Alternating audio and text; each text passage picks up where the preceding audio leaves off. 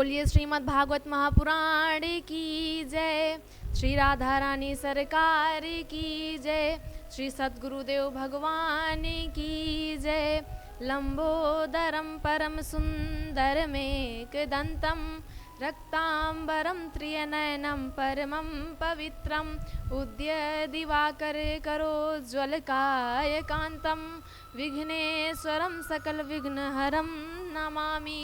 ध्यानमूलं गुरुमूर्ति पूजामूलं गुरुपदम मंत्रमूलं गुरुवाक्यम मोक्षमूलं गुरुकृपा। बोलिए सद्गुरुदेव भगवान की जय। परम्परात्पर अखिलेश्वर आकारण करुणावरुणालय भक्तिवांछा कल्पतरु श्री पीताम्बरधारी श्री बाके बिहारी लाल जी के चरणों में मेरा सादर प्रणाम। परम आराध्य लाडली ब्रजभानुनंदनी किशोरी श्री राधा रानी जी के चरणों में मेरा बारंबार प्रणाम। श्री सद्गुरुदेव जी के चरणों में मेरा सादर प्रणाम। भक्तों, आइए आज की कथा में प्रवेश करते हैं। आज हम जानते हैं कि नारद जी पूर्व जन्म में किसके पुत्र थे। नारद जी पूर्व जन्म में एक दासी के पुत्र थे।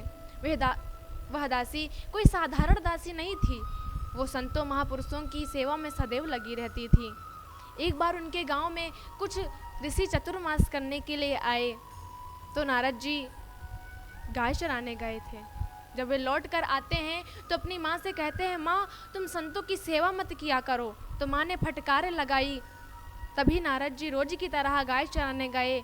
उस दिन उन्हें जोरों की भूख लगी तो वे घर नहीं आए। जब वे रास्ते में आ रहे थे तभी उन्हें उन ऋषियों का आश्रम दिखाई दिया जो गांव में चतुर्मास करने के लिए आए हुए थे।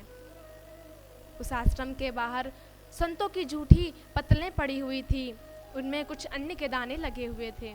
तो नारद जी उस अन्न के दाने को निकाल कर खाने लगते हैं। तभी यह दृश्य संत पीछे खड़े होकर के देखते रहते हैं।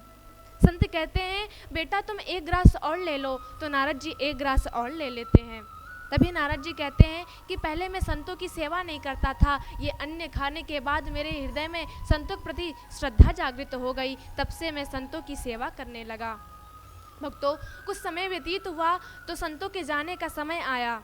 तभी नारद जी दुखी हुए और रोने लगे। कहते हैं कि यदि आप चले जाएंगे तो मैं जीवित कैसे रहूँगा। तभी संत कहते हैं कि मैं तुम्हें आशीर्वाद देता हूँ और एक मंत्र बताता हूँ, उस मंत्र का जाप करना। उस मंत्र का जाप करने से भगवान साक्षात दर्शन देते हैं। भक्तों, उस मंत्र में भगवान के 4 नाम बताए गए थे। वह मंत्र चक्रव्यूहात्मक मंत्र है। उस मंत्र का जाप करने से भगवान भक्त के चक्रव्यूह में फंस जाते हैं। ओम नमो भगवते तुभ्यं वासुदेवाय धीमहि प्रद्युम्नाय निरुद्धाय नमः संकटसराय च। भक्तों, जो भक्त इस मंत्र का सच्चे हृदय से जाप करता है, परमात्मा उसे साक्षात दर्शन देते हैं। अब नारद जी 24 घंटे इसी मंत्र का जाप करने लगे। यह देखकर उनकी माँ बड़ी दुखी हुई और कहने लगी कि मेरा बेटा अब संत बन जाएगा और विवाह भी नहीं करेगा। भक्तों, नारद जी भजन के आगे इतना लीन हो जाते कि भोजन करना भूल जाते। एक बार उनकी माँ गौशाला में गाय को चारा देने जाती हैं तो उस गौशाला में एक सर्प बैठा रहता है। अनजाने में उनकी माँ का पैर उस सर्प के ऊपर पड़ जाता है और वह उन्हें डस लेता है। तब उनकी मृत्यु हो जाती है।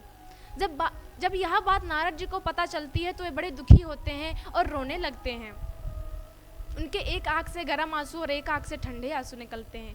भक्तों, गर्म आंसू तब निकलते हैं जब हम दुखी होते हैं और ठंडे आंसू तब निकलते हैं जब हम खुश होते हैं। अब नारद जी के एक आँख से गर्म आंसू निकला और एक आँख से ठंडा आंसू निकला।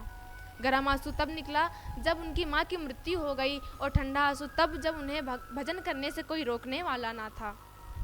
अब वे भगवान की कृपा समझकर अपनी माँ का अंतिम संस्कार करते हैं। तभी आकाशवाणी होती है कि नारद, मैं तुम्हें इस जन्म में नहीं अगले जन्म में जरूर दर्शन दूंगा।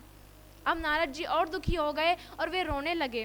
कहने लगे, हे भगवान, आप मुझसे पर्दा ना करो, हमने तो दुनिया से पर्दा कर लिया, अब आप हमसे पर्दा ना करो। इसके बाद नारद जी अपने भौतिक शरीर का परित्याग कर देते हैं।